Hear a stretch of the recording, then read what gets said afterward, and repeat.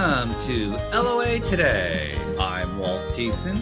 With me today are Louis D'Souza and Anne-Marie Young. This is your Daily Dose of Happy. We are so happy you decided to join us today. And this is also my Daily Dose of Happy because today is the 10th anniversary of LOA Today. We started it 10 years ago, my wife Louise and I, on our 13th wedding anniversary. And as I was just telling our guest, the way that show started off was we forgot to record the first 20 minutes, which was kind of fun and not exactly anticipated. And then the first sound that you hear in the recording is, now we're live here on LOA Today. So that's the way it got started. But here we are 10 years later, and I have to say it's been 10 years of joy for me. I didn't really expect that, as I was telling our guest before we got started here. And as most of you listeners know, I got started mainly because Louise and I got wiped out by the 2008 financial crisis. And 4 years later, we were deep in debt and struggling, and I needed help and couldn't afford to hire a coach or anything like that. So I started a podcast, and it worked beautifully. But the part that I didn't anticipate was that I would love it so much. So after the first few episodes, first few 100 episodes talking about law of attraction, I knew I had to go further than that. And I had to do it more often. And by, I think it was year 4, year 5, I was having to do it like daily because I had to get my daily dose of happy. That's where that phrase came from, because I became so addicted to it. And I love that fact because it's the one addiction I've ever had in my life that I don't have to go into treatment for. So it's a good thing. Yeah, it's a great thing, right? So, and that's what's kept me going ever since. So thank you to all who have been listeners. I actually got a listener noted, I guess it was a message through Facebook, a listener who's been listening since 2013. And I thought, wow, I mean, there's one of the earliest listeners. And there weren't that many. I mean, the first year, they were like, 3. It was not all that many. But this gentleman was one of the earliest listeners. So if you're tuned in, thank you so much for listening. We really appreciate it. You and I appreciate all of our listeners, all the people who have found us over the years, who we've been able to help and who have taken an interest in what we're doing here. Thank you so much for what you've been doing to just give us, your time to hear us babble on here about the stuff we would like to babble on about. And we're going to do some more babbling today, especially with our guest today. Our guest is Ivan Zhang, and Ivan has a kind of a different background from the typical guest profile, if you will, that we typically have here on the show, because he worked for a major investment company managing their portfolio, which was like, whoa, okay. And it's an unusual kind of company because it doesn't have any customers. It doesn't have any outside investment. It doesn't do any third-party stuff. It's all internal to what they themselves were doing, but it was an entirely successful company. And Ivan, how long were you with that company? So I was with 2 major financial institutions, but both are in a very interesting kind of roles there. But prior to starting Pennyworks, I was at DRW, which was the firm you're talking about. They're specialized in proprietary trading and all this I would say popular news about high frequency traders and all the things that people imagine happens in the shadows. They were kind of quite in depth into it at the very early stages of that development. Actually, probably a few years before your podcast, when it wasn't quite.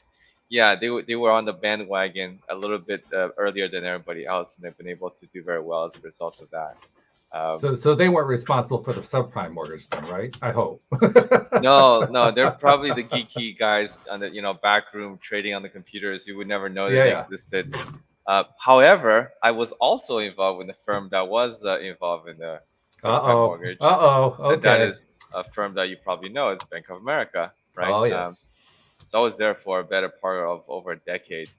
And in that role as well, I was managing the firm's, there's a unique role because I was managing the firm's assets as part of a team.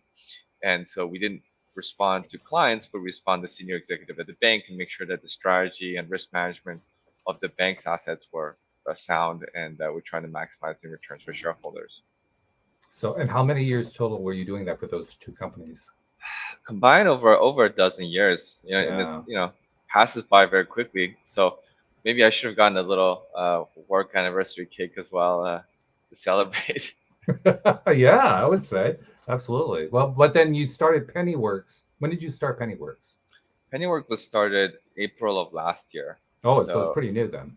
it's pretty new. And I think the difference here is, um, you start from a larger company and then you kind of understand how the businesses work, and then you slowly migrate to smaller companies with more and more responsibility to the point that, hey, look, now I'm just doing my own thing. And so that's kind of the journey that I went through in the last few years. And, very rewarding on a personal level, simply because you just feel like the world is opening up as opposed to closing in. A Mm-hmm. lot of people feel like, as they do better in the careers, they end up more specialized, right? And maybe for better or for worse, either you box yourself in, or society box you in because you're the expert in so and so or whatever subject, right? And so it becomes so natural to be comfortable in that zone. And then before you know it, uh, time has passed and you realize that there's so many things you want to try out and haven't had the chance. So I'm like, I don't want that to happen to me. So why don't I give it a shot? So was that the impetus, or was that part of the impetus behind Pennyworks? Yeah, I mean, that's definitely the impetus. But the other thing I felt was much more market driven. Obviously, we are portfolio managers, so we stare at this all the time. But it's been a slow development. I've been really interested ever since the genesis of blockchain technology, even right around 2013, and so that was over almost a decade ago. But you could see that it was a nascent industry, and it would take a lot of time for people to get around to it. Or even now, there's a lot of people still not quite sure what to make of it. And so we felt like that it would be a paradigm shift in terms of how people interact with the world, but it would be similar to the internet, where it literally took a good 2 decades for people like, so you have to plug this thing. It's called a modem. It makes this loud noise. Oh, and by the way, when you use it, you can't use the phone, right? Trust me, it's gonna be amazing, Now you're right? giving me a real throwback to the 1980s, right? Yeah, They make reference likewise. to the modem and the telephone. My goodness. Right. And so you'd be like, well, no one's gonna ever learn how to figure that out. It's never gonna work. It's too complicated. And at some point, it's just so natural that people stop thinking about it. Well, it also helped them. They came out with cable modems, so people didn't have to worry about their phone anymore. But yeah, I get what you're saying. Yeah, Yeah. the So technology moves hopefully, along. yeah, it's gonna get there at some point. And if I can do my little piece to advance that the evolution a little bit faster, I'll be, a little happy to kind of do my part to help. That's all. So, what's the idea behind Pennyworks? What is that all about?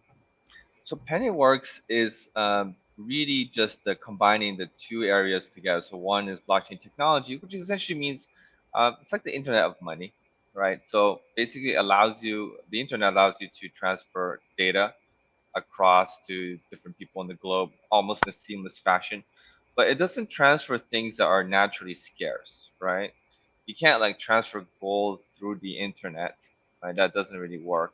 Or you can't transfer, famous art pieces through the internet because you're really just making a copy and sending it to the other person. So the irony here is what makes things cheap, which is being able to infinitely replicate something. You also lose something that people were accustomed to in the traditional physical world, which is, the physical scarcity of an item, right? And essentially, the innovation of blockchain is really to say, hey, we can also digitally transmit things while preserving that scarcity.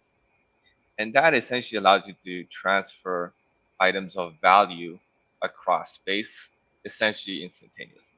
So that's kind of the key innovation of blockchain. You And made then, an interesting reference there. I wanted to yeah, just interrupt before you continue, because I do want you to continue your story. sure. But you made a reference to scarcity. And Yes, the flip side of scarcity, I would say, would be abundance, which is a yes, topic that we address a lot here. yes. So finish the story. And then where I want to go next is to the topic of mindset, and see where mindset fits into what you're doing. So you might want to keep that in the back of your mind as you're telling your story. So go ahead with Sure. the story. Sure. And so this is kind of a construct that is important because once you have this digital scarcity, so to speak, it really confers kind of rights to kind of digital representation of assets that would otherwise be in the physical world. Now you combine that with traditional financial mechanisms. Hey, look, for thriving economy, right? Regardless of what the political system it's under, a thriving economy usually has a thriving financial sector, because what it's doing is reallocating scarce resources, which in this case is financial resources, to projects that would benefit the most, right? Project that would have biggest potential for growth, biggest potential to do good, and so on and so forth, right? And so the marriage of being able to transmit value across the internet and being able to overlay on top of it traditional financial mechanisms essentially created the product that we have today. We're not, I would say, the innovators in terms of, oh, we invented the product, but what we're trying to say is we're trying to broaden the reach so that different people can benefit from it. And so the product is pretty straightforward. It essentially is a savings account alternative, and it gives you 4 to 6% yield on it. That's about it. It's a very boring product, but if you think about the plumbing, so to speak, of modern finance, is this fixed income product is essentially what most of these things are built on top of, right? And so what we're trying to say is inflation is at 8% now. Here's something that will have a meaningful impact to offset inflation, and it also relates to the abundance of things. And sometimes abundance does weird things to the economy, because the abundance of money, the overabundance of money, is actually the thing that's creating some of the challenges that we're having today. And so we're just trying to do a little part to allow people to offset some of the impacts of inflation and improve their financial lives. This is one of the reasons I mentioned the whole concept of abundance versus scarcity, because traditional economics does give a lot of attention to the idea of scarcity, of economic scarcity. When we're talking about things like law of attraction, we flip that on its head and we're talking about abundance. We live in an abundant universe, and it creates an interesting tension. On the one hand, you've got anybody who's focusing on the economic side. On the other hand, you got anybody who's focusing on the LOA side. It's like, okay, what do we do about this tension going on here? So there's that's the playground I want to play in today. So let me start off by asking you a very basic question that I like to ask a lot of guests. When you think of mindset, how important do you think mindset is, not only in terms of you starting your own business, but how all this works, how blockchain works, how the Internet of Things works, how all this stuff works? Do you think that mindset plays a small role, a big role, somewhere in between? I would say it's huge. It's fundamentally huge.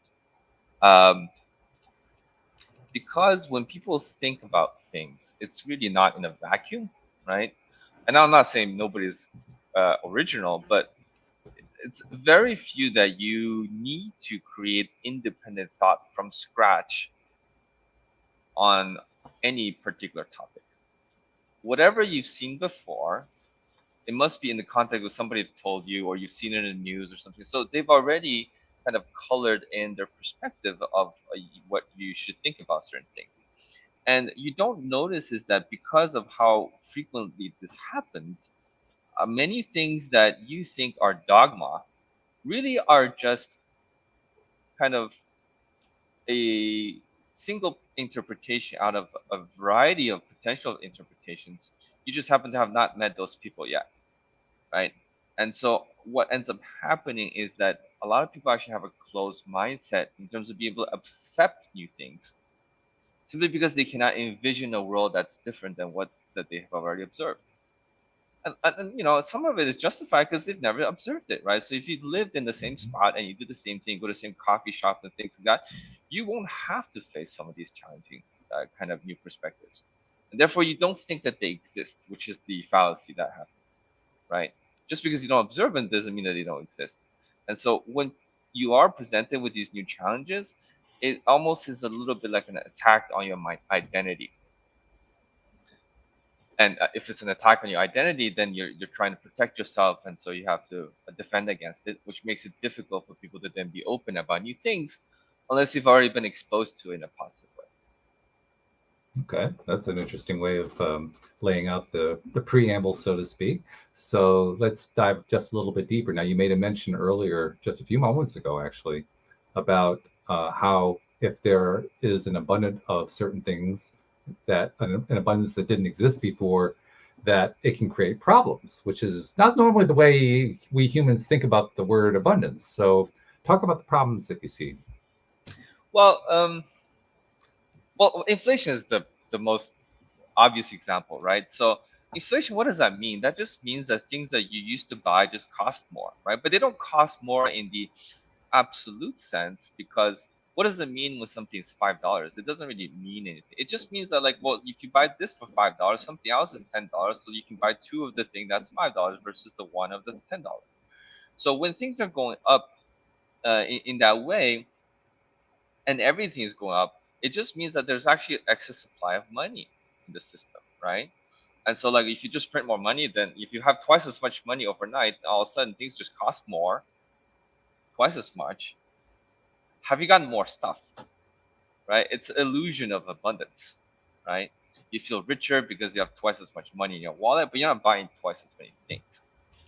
And so that's kind of the issue with inflation here, is that the overabundance of money is creating problems, because it's showing you that intrinsically there are things that are scarce. Food is scarce, shelter is scarce, some of those things are scarce. So if you have too much money, then you essentially have to chase for those goods to get the required amount that you need, and that makes things scarce, right? But on the other side too, there's also, it's really not like, at least in my opinion, there's no conflict between abundance and scarcity. It's really more about directing the energy towards things that you want to work on, right? For example, education is scarce because it takes a lot of work, right? You have to spend a lot of time studying, you have to learn from people. And so fundamentally, you want to be saying, hey, look, the more education you have, the more we're able to do things in the economy, right? But people can't magically just be educated overnight, right? However, because it is difficult to get, this is what you say, oh, well, if I get it and it is a scarce resource, then I can leverage that to do more things. And that's how you can create more value and abundance for others, right? If you have everything, then you don't need to work on anything. Just like, back then in the jungle, if you could just walk around and eat food, and then you don't have to go farming because there's enough food for everybody. Innovation is created as a result of being able to overcome some of this scarcity, right? So we're producing more food than we ever produced, even though there's more people on Earth than there's ever been. How is that possible, right? And largely, it's not from the fact that we don't recognize that there's scarcity. It's that we want to work through the scarcity, and create that abundance so that we can grow civilization, so to speak. All right. So here we've laid out a conversational paradigm here that doesn't totally fit our normal paradigm, but it has some overlaps. So I think that kind of makes it interesting. So I'm going to see if I can bring Louie and Anne-Marie in to participate here. And you guys have been listening here. I don't know what's going on in your minds right now, so I'm not even sure what question to ask. Louie, whenever I see Louie looking off to the side, I know there's something going on there. So I'm going to go to you, Louie, first. Do you have any thoughts going on right now that you want to share? Not really. I can see Ivan's point of view from where he's coming from. Yeah, I mean, there's so many different directions I could take it, but I'm just impressed that he's broken off by himself and started his own business, because I've done that as well, and it's a challenging thing for anybody to do. Mm-hmm. And kudos to him, to Ivan, for doing that. And it's a journey, and he did paint it out to be a journey, and it is. So yeah, I don't really have too much about the philosophical side that I feel is overly important to bring in at the moment. That's fine. Hey, Anne-Marie, what's going through your mind as you're listening to all of this? I really like listening to the bit about scarcity, and actually just seeing it as not as a negative, just seeing it as an opportunity. So from this scarcity becomes an opportunity to build. And I just, that just stuck with me, because obviously it's all about perception. So you can focus on the scarcity, or you can focus on the opportunity around the scarcity, or what can we build to achieve what we want to achieve. So yeah, I loved that. All right. So thank you so much, Anne-Marie. See, we got a little gray cell activity going on here. This is a good thing. So let's see if we can take it a step further, Ivan. So we've laid out a bit of a sort of an area to work in here. When you answered my question about abundance, you thought, or not abundance, about mindset. You said that mindset plays a very, very big role in this, and you kind of laid out a couple of the ways that you thought that is true. When you found yourself facing building your own program, building Pennyworks, building your own business, what role did mindset play for you? Like, how exactly did that play out in the process of making the decision and then following through and getting the whole thing going and all that? I mean, I think as Louis mentioned, it's just a very challenging thing to start your own business. It's a lot of work, and you know, it's probably underappreciated how hard it Yeah, is. if you haven't done it. Yeah, until you do it, right? You know, there's tons of horror stories about terrible employers and so on and so forth. Um, but it's exactly why I say mindset is so big, because uh, the responsibilities given to an employee is very regimented. Uh, and that's not a bad thing, right? Because if you're a large company, It's you want safe. it, yeah, it's safer. You want it to be clear. It is literally like, you know, cogs in the wheel, right? This part goes there and then the whole engine works. Because if everything, you know, having 17 wheels in a car doesn't make it go faster, right?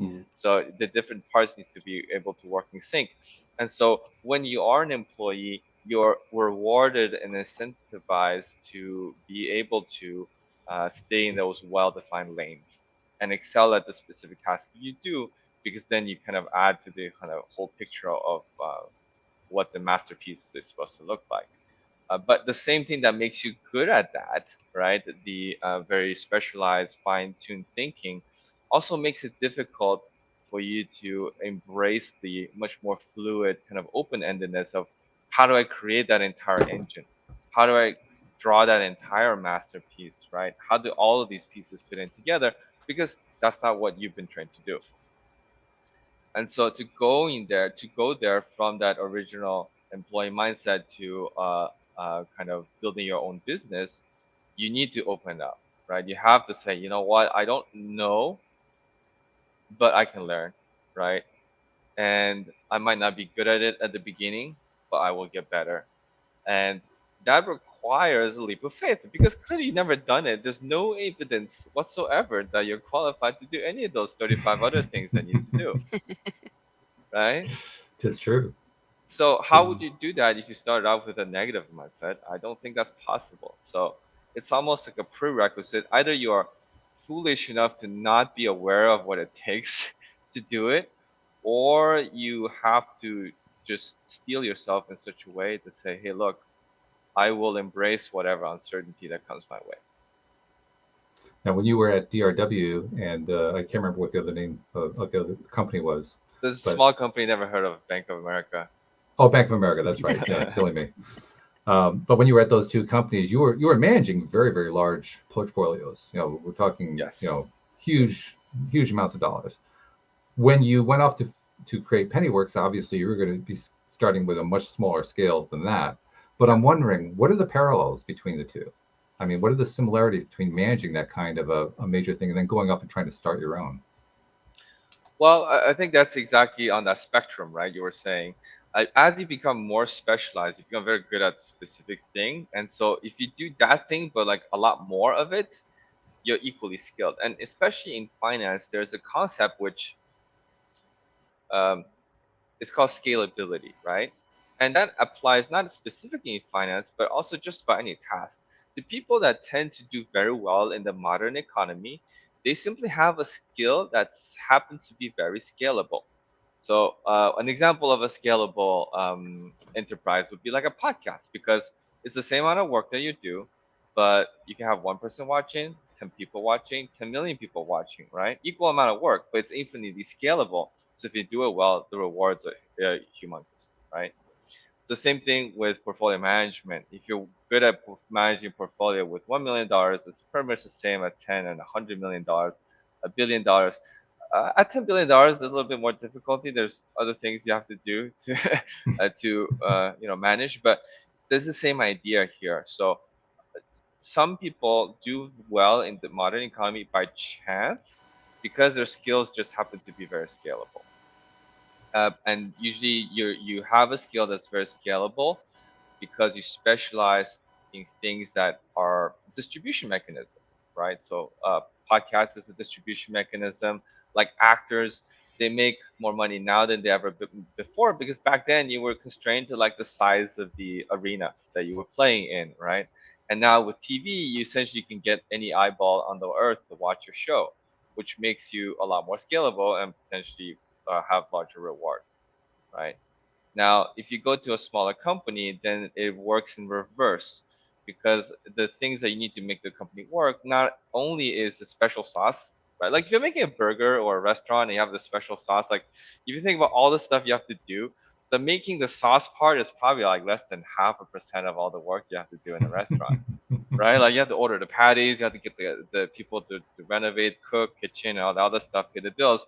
And then like got the final piece of the assembly, the burger is all made and it's all hot, and you just add that sauce on, right? Um, and so that's not a very scalable thing at the beginning, because you're not good at any of those particular tasks, but you have to do them. You have all that responsibility, but it opens up kind of like your experience to all these things that you haven't done before. And who knows, maybe you find something that you enjoy, right? Maybe you find something that was never on your radar before, but then all of a sudden becomes something that you're really excited about, right? And it's just because honestly, there's too many things that are interesting uh, on this planet, but there's just a very, very finite amount of time. So how do you expose yourself to more of these opportunities, right? Um, and a lot of people kind of say some people appear to be very lucky and they're always on the right time in the right place. But a lot of that is engineered. You need to be open to new opportunities to be even able to get to the right time and right place, right? And so that's kind of what you're doing when you're doing a small enterprise. You're opening yourself up to the world. You're discovering all the things that are possible, and you're just trying up. It's basically, little bets everywhere on all the little things that you could do to make your business better and grow. That's good. That's a very complete description too. So let's apply that to your particular experience with Pennyworks. I mean, when you started Pennyworks, how did what you just described play into your experience? Yeah, I mean, essentially the skills that make a small enterprise successful is diametrically opposite from what makes a large enterprise successful. I came from a much more quantitative background, so very kind of based on building a product, refinery, incrementally making it a little bit better and better, and being very detail oriented in terms of, it doesn't have to be um, like a paradigm shift. It just has to be a little bit better, because it's a little bit better and you scale it over tens and hundreds of billions of dollars, and that makes a huge impact, right? Whereas when you're doing a startup, you're essentially like, oh, like, here are all these random pieces of metal, and now I gotta assemble something that kind of looks like an engine so the whole thing works. But when none of the pieces are assembled right, then, or even just one piece is assembled wrong, the whole engine doesn't work. So we have to diametrically flip from saying, hey, look, we're really good at building product, to say, hey, look, now we're gonna focus on, are we serving our users' needs, right? And the needs come first, and then we work backwards to be able to build a product. And a lot of these things is not natural to me. And then, as you were mentioned before, Walt, when you started a podcast because you needed help and you want to ask questions and things like that. But when you're an employee in a very specialized role, you're supposed to be one answering questions, right? So it's uncomfortable to say, oh, I don't know how to do this. How do I do this? Can somebody help me with this? And that actually is a skill that I'm still learning to be better about. How do I ask more questions? How do I ask better questions? Because I don't know everything. And also, how can I become less afraid of asking questions? I have a question. I have a question. So when you're starting your business and, like you say, you're suddenly building this whole engine on yourself, and you're trying all these new things, and then suddenly it grows and it works and the engine's working, and you start bringing other people and employees in, and giving some of that control over. I'm a bit of a control freak, so I just wondered, how did it feel like growing and relinquishing some of that control and that business of what you're building, giving it sort of to other people to help build? Yeah, that's definitely tricky. I mean, I think I've been fortunate enough. So I started this business with my co-founder, who's the CTO, and we've collaborated for the better part of over a decade and a half on a variety of very interesting projects. Um, so, for example, one of them was in 2016, we built a crypto mining facility, which is essentially um, being the machines that kind of power the blockchains that run all these computations, and you can get rewarded for it, but it requires a lot of computations. You have to buy tons of computers. You have to actually get a warehouse, move them, get a deal on the power to make sure that these things are properly supplied. Um, and it was just, me and him. And at the beginning, I thought this is insane. I had never done something like that. How do I even make sure to begin on this? And he says, well, why don't you just try it? And so we started. We went, called up Best Buy. Said, hey, look, I want to buy these graphics cards to do this. And I call up a bunch of these stores, and they're like, hey, sorry, we can't sell to you guys anymore because um, we don't sell to wholesalers. And I'm like, well, we're not a wholesaler. We're just doing a small project. So what are you doing that requires hundreds of these graphics cards? And I had to explain the whole thing about blockchains, and it just gave me this blank stare. And I'm like, sure, we trust you're not a wholesaler because this story is so nonsensical that no wholesaler in their right mind would come up with that as a script. So, oh my God. I love it. So not sure I convinced them on the premise of the technology, but at least I convinced them on the legitimacy of our activity. So we just tried it out, and it just hit all these roadblocks. And the nice thing about that first business is it actually required no customers. We didn't have to talk to anybody, and that's the thing that we were afraid of at the beginning because, well, I don't know how to deal with customers, right? What if they get angry? So this is a unique business where you just build these machines, you turn them on, and the money starts coming in. And literally, there's no other business like that. You don't have to like negotiate with people. You don't have to sign contracts. You have to talk or even email. And so that's the first business that we started simply because I was deadly afraid of dealing with people and making sure that um, I understood what their needs were. I was afraid, right? And so to be perfectly honest, it was not an easy transition, and so that's why we gave ourselves the opportunity by doing baby steps in our first business. It was a business that didn't actually involve any other people. It was all engineering, it was all logistics, and some of those stuff we're quite comfortable with. Uh, Now, fast forward a few years, now we're starting Pennyworks with the experience and maybe a little bit of the confidence of having run that business for many years. We're like, hey, look, now we can branch out a little bit more in terms outside of our comfort zone, right? And so hiring people, I just thought, when I was an employee, what are the things that I was very frustrated about? I just want to make sure I don't make those same mistakes, right? And that is really the next level in terms of building up your own kind of personal human capital, so to speak, right? Um, and it's very exciting because when you micromanage, there is a premise there that the person that you are managing has no opportunity to grow, right? Because when you're micromanaging, you're really just like dictating, and they're just like doing, right? Right. So there's almost like an extension of your hand, but it's not autonomous, right? So it's almost still like you're doing the work. And that's where you lose the opportunity. When you stop micromanaging and say, hey, look, this is your responsibility to do well. Here are some guidelines. Here are things that we've done before. Here's some standard operating procedures that we have established, but none of those things are, written in stone. Is there anything that you can do better? Would love to hear about it, right? So that's one. The second one was maybe just related to the fact that we started after COVID. A lot of people say, hey, all these new age companies are global from day one. And, you know, I don't know that as a startup, but like, does it make sense for me to manage a global workforce? But with COVID, it just became natural. So everybody, worked remotely. So it didn't really matter where you were, but it was important to say, well, can we have at least some overlap in terms of time zones so that we can communicate effectively, right? But other than that, the fact that people can work at whenever time if it seemed fit was great. We had somebody that was a developer. We had our morning meetings, but for some reason, he would do a lot of his most productive work at like 1 a.m. That's how he worked, and Mm-hmm. I honestly have no idea like when he's supposed to be in the office or not.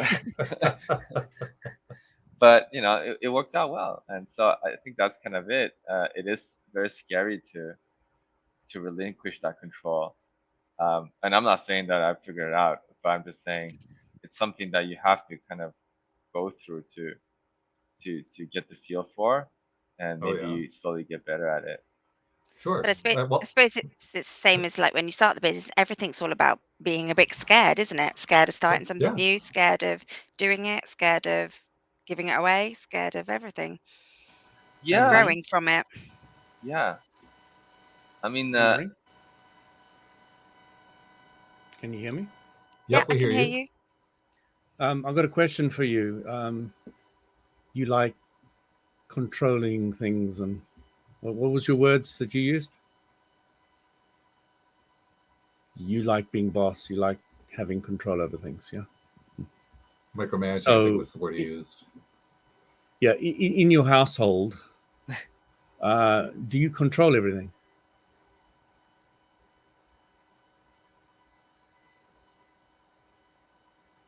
Is it just to me or is it Anne-Marie? Oh, I pretty much do control everything in my. No, I don't control everything in my house. They all do as I say. No, I wish that could happen, but the reason why I bring this up, teamwork, isn't it, in a family? But it's like that everywhere in life, specifically in business. And to be scared of that is to be scared of business as a whole. It's completely part of it. You have to relinquish certain control over to different individuals all the time, and the issue is not so much about control; it's more about trusting. Yes, that's the word that was in my mind. Absolutely, yeah. And you get to see, as a business owner, you get to see those people who do well in certain areas, and then all you do is you give them more and more responsibility in where they're good. And where they're bad, you just, obviously, because you're putting them where they're good, you don't really have a problem with that at all. Just trying to make it simple, but that's kind of how it works. I mean, you're in a job at the moment, but the big problem with jobs, which I always say stands for just over broke.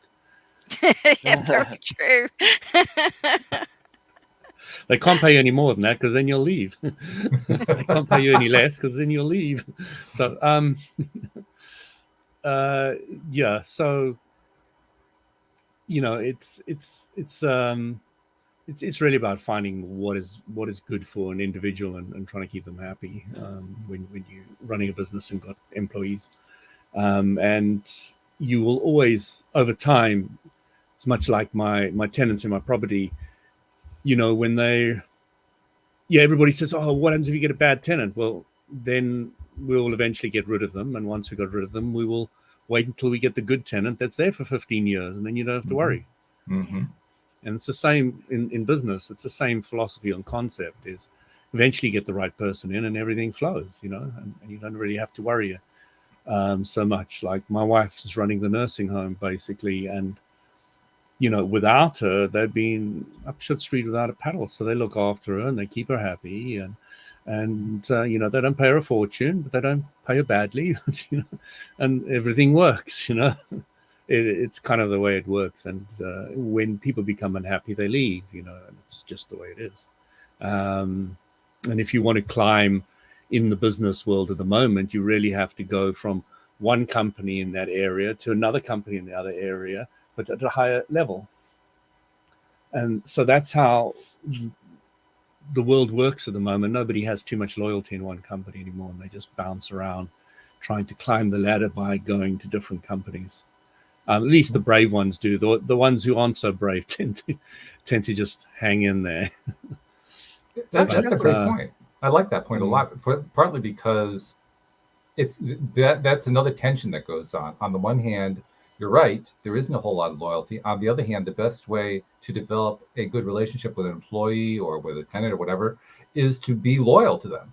So you have a tension going on there. On the one hand, on the other hand, and I don't know that anyone has ever figured out what the best the best balance is between the two. I think it probably varies from one situation to the next, but that's really the challenge. Is yes, we know that people are going to leave. They're going to try to get something better at some time. They're going to find a better job, whatever. But at the same time, when you're running a company and you have employees, if you really want to keep your employee as happy as you can, as keep them as loyal as you want to, you have to be really loyal to them. And I think that's actually at the root of what is going on today with a lot of people having trouble with dealing with having employees, particularly not just in startups, but even in larger companies and corporations where you have mid to upper level managers, and they're struggling with, okay, what do I do with my employee base here? Because they haven't really learned how to make that connection and build that connection individually. They think in the aggregate. They think, oh, well, I have this group, I have to deal with the group. But if you're dealing with the group, you're missing the boat, because the boat is to be found with the individuals. That's the trade-off. It's a challenging trade-off. Now it becomes even more challenging when you're starting your own business, because now you're working with one new person at a time. That's what you've been dealing with, Ivan, in the last year and a half, right? I got my first employee, I got my second employee, I got my third employee. How do I work with these people? And that actually, I think that's probably a little bit easier, because you're really forced to work with just the individual. You can't treat it as a group because it's so small. Actually, that's a question for you guys. Do you guys feel like companies recently have become less loyal? Because people talk about the individual all the time, right? Like these millennials changing jobs all the time, so on and so forth. There's no loyalty anymore. But on the reverse side, you feel like companies have become less loyal? A lot have. Yes. I think that's why they're experiencing the phenomenon of millennials leaving. Because loyalty is a two-way street. It's not one way. If you ask them to be loyal to you, but you're not loyal to them, guess what? It's not going to work. You're going to lose them at some point. And it's probably going to be pretty soon. It's not going to take very long, because anybody can see through that. I was an IT contractor for the Met Police for 7 years. And the thing I learned is that a lot of the people were remaining working for the Met Police for the pension. Mm-hmm. Sure. So they were loyal not to Met Police, but to a pension fund. Yeah. And it was sad, because it destroyed them inside, and they became very dull people, to put it mildly. And it was really sad to see that level of soul destruction. Even there was a new head hunter brought in eventually, and because I'd been there so long, and I was a contractor, so I wasn't a permanent staff member. And I tore a muscle in my leg, and I was on crutches. And the main boss, the new main boss, the head, the guy who's there just to cut all the dead wood out of the tree, his secretary said to me, "Hey, Louis, what happened to your leg?" So the main guy, the headhunter, and the wood chopper guy, said, "Oh, he tripped over his wallet because I was making more money than he was."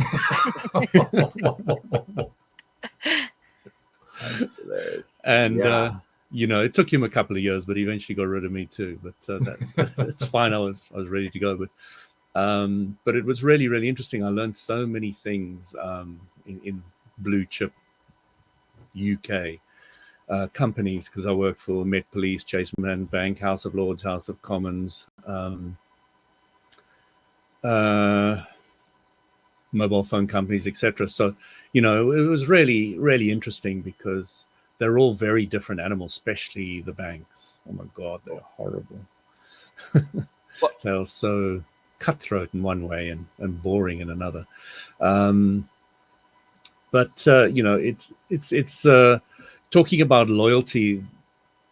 There wasn't a huge amount of loyalty in the respect to the company that I saw along the way, but I did see in the Met Police a lot of loyalty to that pension. God, they would stick out anything just to get that pension and walk out the door, because it was a very, very comfortable pension that they could live on for the rest of their lives. So, I'd kind of say it's a pros and cons. If the staff are not loyal to the company's not going to be loyal to them, and it's a tit for tat kind of thing going on. And there are companies out there that are really loyal to their staff, so I think they do get a lot of loyalty back.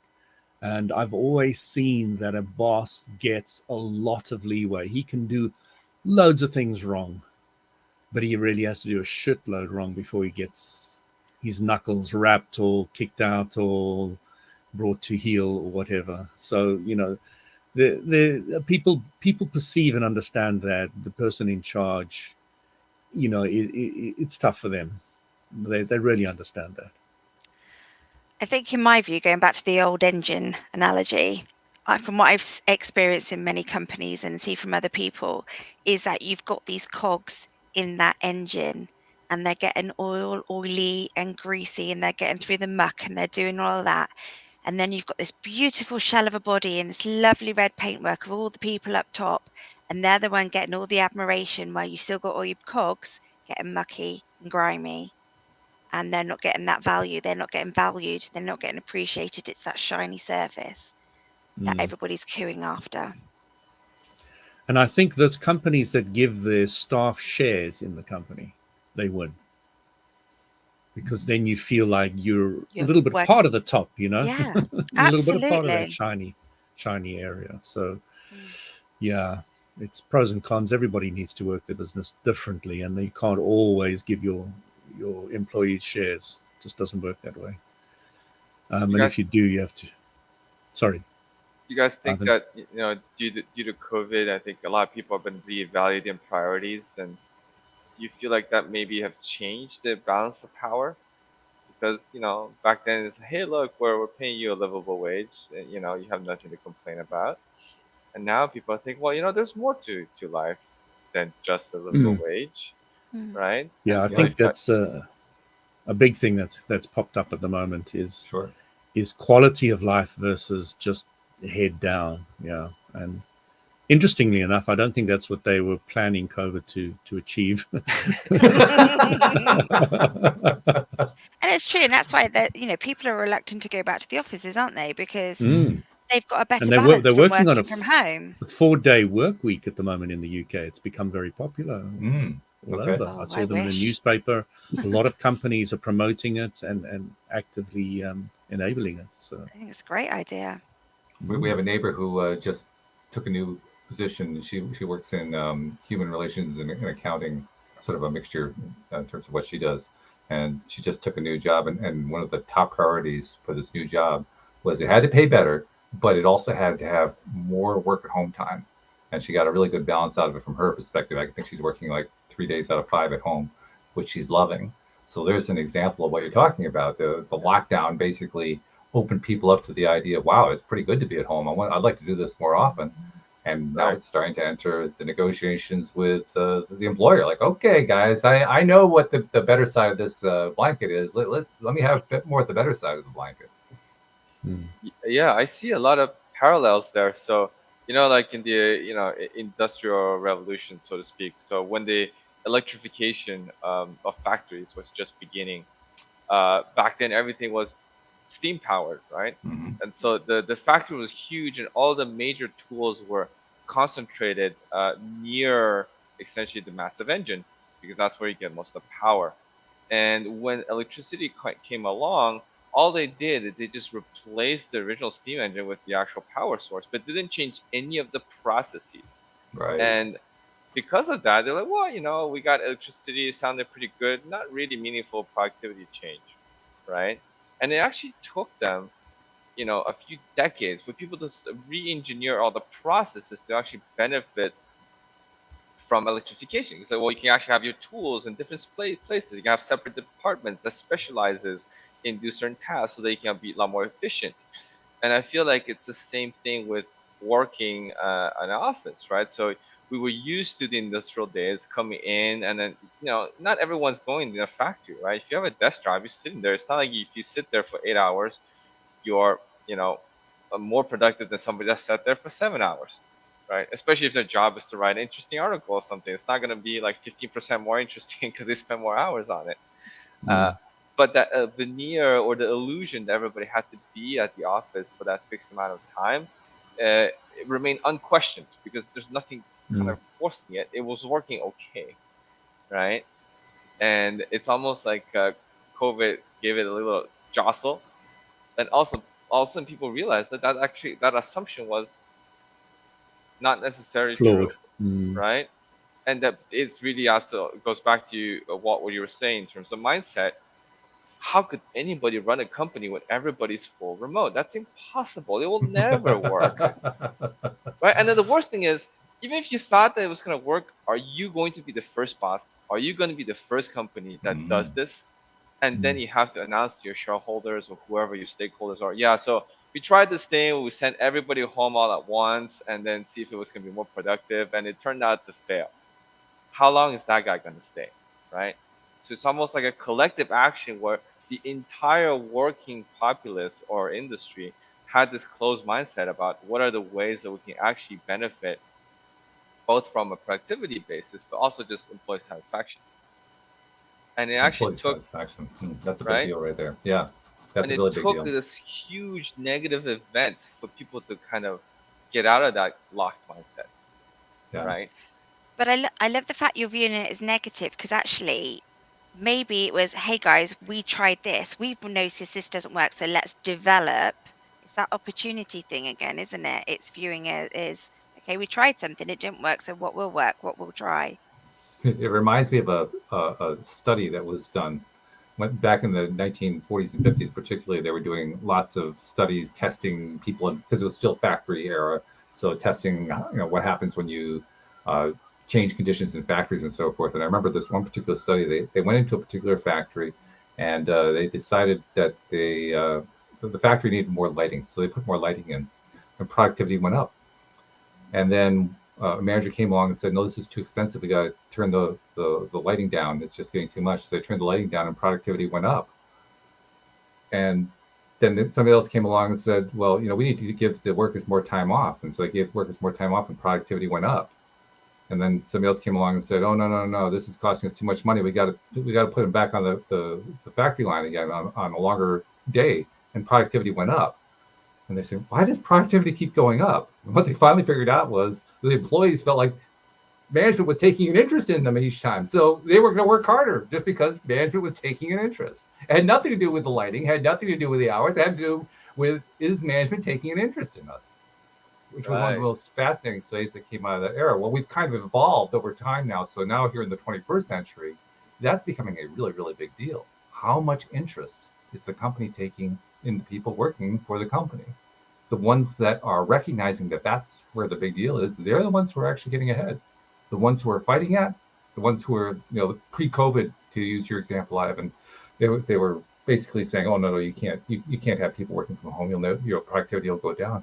They're the ones who haven't grasped. You really have to be working with the idea that your staff are your most valuable asset. And they're the ones who are struggling as a result. Walt, in network marketing, one of the big things that they've definitely got right is they understand very, very clearly that people will do more for recognition than they will do for the money. Yes, absolutely. That's been known for a while, but I'm glad to hear that network marketing figured that one out, because that's a big deal. Yeah, that's a big one with them. They spend huge amounts of money and time and effort on recognition. Huge. Mm-hmm. Yeah, the latest variation of it, I don't know what they're calling it now. I know about 10 to 15 years ago, it was called gamification. What can you do to do the same kinds of things that you would do in a game to reward people for X, Y, and Z? And it has become its own field, actually. There's a whole field about gamification. But it's fascinating, all the different ways that gamification has entered not just our economy, but our mindset. I mean, it shows up in so many different areas, so many different fields. I don't think even most people realize how much of a role it plays in our society right now, but it's gigantic, and it's all tied back to that same concept: appreciation, recognition. How much attention can you give to the people who are, in Anne-Marie's terms, the cogs with all the grease all over them? I would love to be a kid again in this age, because now I have excuses to play these video games. To say, oh no, I'm actually doing work. It's gamification, right? It's true. A lot of them are making money doing that too. It's amazing. The ones who play the games while they're streaming it on YouTube or one of these other platforms out there, they amaze me because they've actually learned they can get money doing that, and so now like they're dedicated to doing it practically 24/7.